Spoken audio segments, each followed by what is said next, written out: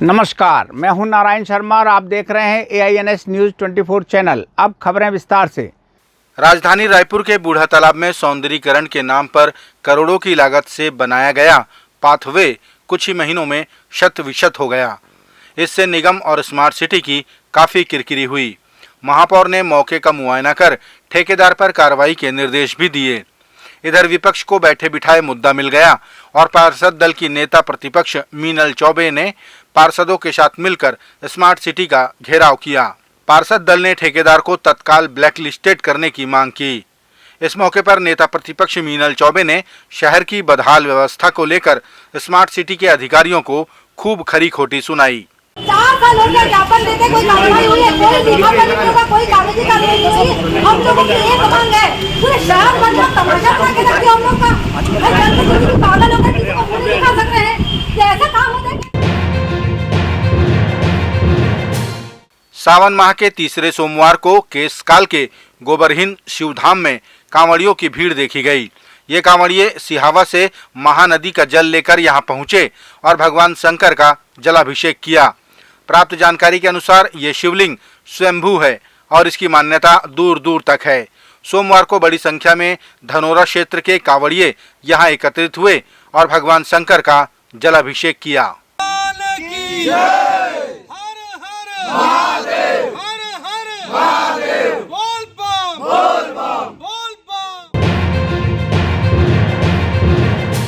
छत्तीसगढ़ के मुख्यमंत्री भूपेश बघेल ने कहा कि हाट बाजार क्लिनिक की तर्ज पर मवेशियों के इलाज के लिए जल्द ही मोबाइल वेटनरी वाहन प्रारंभ किए जाएंगे।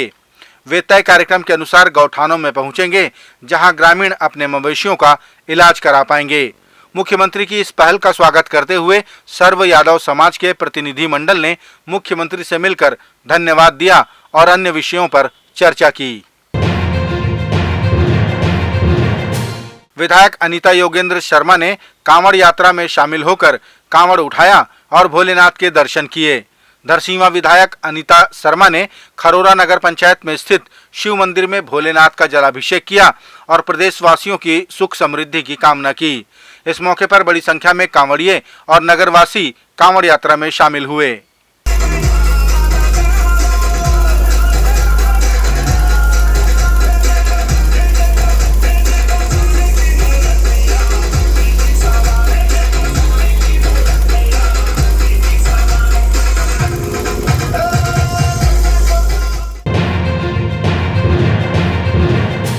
राजधानी रायपुर के पश्चिम विधानसभा क्षेत्र के पूर्व विधायक राजेश मूड़त ने जानकारी दी कि रायपुर शहर के अंदर विकास के नाम पर गड्ढा खोदा जा रहा है।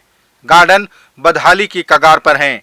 थोड़ी सी बारिश में शहर जलमग्न हो जाता है और सरकार वाहवाही लूटने में लगी है। इन्हीं सब अधूरे पड़े कार्यों और शहर की बदहाल व्यवस्था के खिलाफ पश्चिम विधानसभा के कार्यकर्ताओं के साथ प्रदर्शन किया जाएगा, जिसका नेतृत्व स्वयं पूर्व मंत्री करेंगे। ये रायपुर शहर राजधानी जनता आज अपने आप को ठगी हुई महसूस कर रही है। कोई भी एक इंफ्रास्ट्रक्चर का काम इस शहर के लिए नहीं। आत्मानंद स्कूल की वाहवाही तो लेना चाहते हो, अरे आत्मानंद स्कूल के अंदर पढ़ने वाले गरीब बच्चों को ड्रेस तक नहीं मिली है, मध्याह्न भोजन की व्यवस्था तक नहीं है। वहां के टीचर को आपने बीएड किया है, अरे वो टीचर को इंग्लिश के अंदर पढ़ाना तक नहीं आता और आप भाई खाली फोगट छाप में वाहवाही लूटना चाहते हैं। आपने कोई एक अस्पताल खोला रायपुर के लिए? रायपुर में कोई नया गार्डन बनाया है क्या? कोई एक नई सड़क बनाई क्या? क्या फ्लाईओवर बनाया है क्या?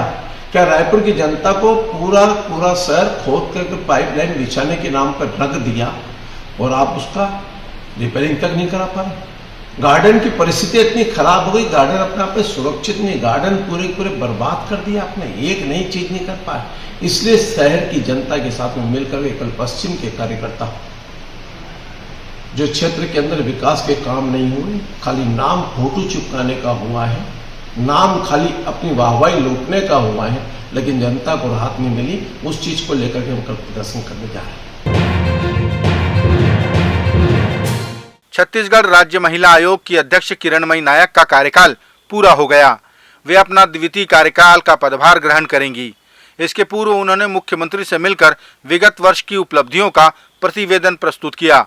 मुख्यमंत्री भूपेश बघेल ने उनके पहले कार्यकाल को लेकर बधाई दी और दूसरे कार्यकाल को लेकर शुभकामनाएं व्यक्त की। इस मौके पर महिला आयोग की अन्य सदस्य, सचिव समेत पूरा स्टाफ मौजूद रहा। बिलासपुर में भारतीय जनता पार्टी ने एक दिवसीय धरना प्रदर्शन किया। मुख्य रूप से 3 विषयों पर केंद्रित इस धरना प्रदर्शन में नेता प्रतिपक्ष नारायण चंदेल, पूर्व मंत्री अमर अग्रवाल समेत बड़ी संख्या में भारतीय जनता पार्टी के कार्यकर्ता शामिल हुए।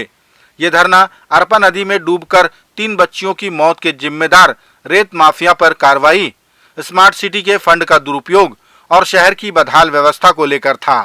अरपा नदी में रेत माफियाओं की कारगुजारियों के कारण जो अवैध रेत का उत्खनन किया जा रहा है, वो सारे कांग्रेस के लोग शामिल हैं, सत्ता पक्ष के लोग शामिल हैं। सरकार के संरक्षण में हो रहा है।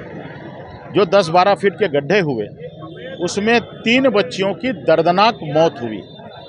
इसका जिम्मेदार कौन है और उस जिम्मेदार व्यक्ति के खिलाफ में सरकार ने अभी तक क्या क्या कार्रवाई की है?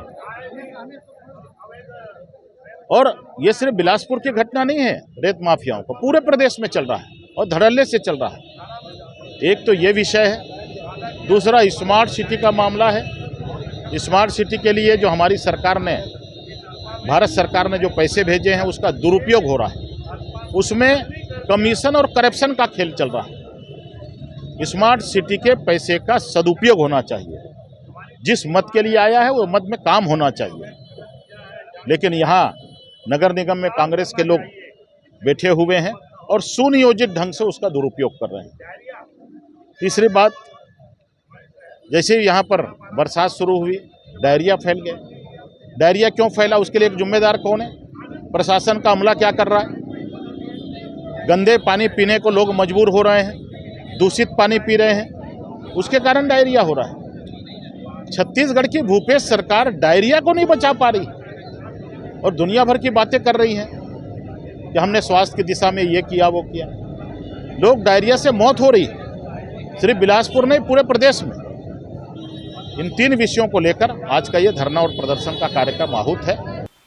धरने का नेतृत्व कर रहे पूर्व मंत्री अमर अग्रवाल ने कहा कि अगर शहर के विधायक और महापौर की अधिकारी नहीं सुन रहे हैं तो उन्हें अपने पद से इस्तीफा दे देना चाहिए। महापौर को इस्तीफा दे देना चाहिए अगर अधिकारी उनकी नहीं सुन रहा है। दुर्भाग्य इस शहर का कि यहाँ का विधायक बोलता है कि मेरे अधिकारी नहीं सुनते। यहाँ का विधायक बोलता है कि कांग्रेस के लोग मेरे को काम नहीं करने देते। यहाँ का महापौर बोलता है अधिकारी मेरी नहीं सुनते। तो क्या बहानेबाजी, औरंगेबाजी, काम करना नहीं है, दूसरे के ऊपर सहानुभूति लूटना, क्या शहर ने इसीलिए इन लोगों को जनप्रतिनिधि बनाया है? इस्तीफा दे देना चाहिए अगर अधिकारी उनके नहीं सुनते। नहीं तो आ जाए हमारे साथ धरने में बैठ जाए महापौर, उसकी अधिकारी भी सुनेंगे और उसको अधिकारी जानकारी भी देंगे।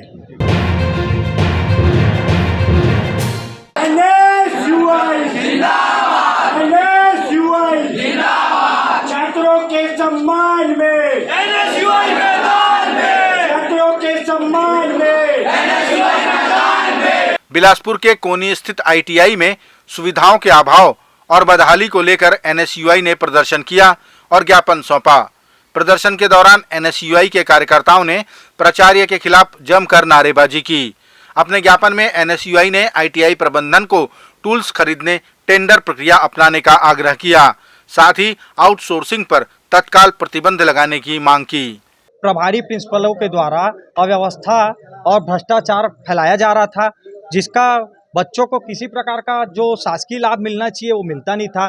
ट्रेनर आते थे, हस्ताक्षर करके चले जाते थे, लेकिन पढ़ाई किसी प्रकार की नहीं होती थी। यहाँ व्यवस्था इतनी ज़्यादा बिगड़ गई थी कि हॉस्टल में सांप निकल रहे हैं, बिच्छू निकल रहे हैं, कुछ भी हो रहा है, किसी प्रकार की व्यवस्था नहीं थी, जिसको लेकर NSUI ने 12 सूत्री जांच की मांग की गई है और 10 दिन के भीतर इसमें जवाब मांगी है। अगर जवाब नहीं देगी तो NSUI चक्का जाम भी करेगी और आगे उग्र आंदोलन भी करेगी। छत्तीसगढ़ भारतीय जनता पार्टी आगामी चुनाव के मद्देनजर विभिन्न प्रकोष्ठों की बैठकें ले रही हैं। बैठकों के माध्यम से सत्ताधारी दल कांग्रेस को चुनाव मैदान में परास्त करने की रणनीति पर मंथन किया जा रहा है। पार्टी के प्रदेश अध्यक्ष अरुण साव ने जानकारी दी कि बिलासपुर के बाद रायपुर संभाग के मीडिया पदाधिकारियों की बैठक की गई, ताकि मीडिया तक पार्टी की गतिविधियां सुचारू रूप से पहुंचाई जा सकें। और पार्टी के कार्यक्रम, पार्टी की योजना, जनता के मुद्दों को मीडिया तक पहुंचाने के लिए पार्टी ने ये व्यवस्था बनाई है। अभी संभाग स्तर पर हम अपने मीडिया प्रमुखों की कार्यशाला कर रहे हैं। बिलासपुर के संभाग की कार्यशाला संपन्न हो गई है, आज रायपुर की कार्यशाला है, ताकि हमारे मीडिया के जो कार्यकर्ता है, काम करने वाले पदाधिकारी हैं, वो ठीक प्रकार से मीडिया तक पार्टी की गतिविधियों की जानकारी पहुंचा सके। ये थे आज के प्रमुख समाचार। आप देख रहे थे हमारा लोकप्रिय यूट्यूब चैनल AINS न्यूज़ 24।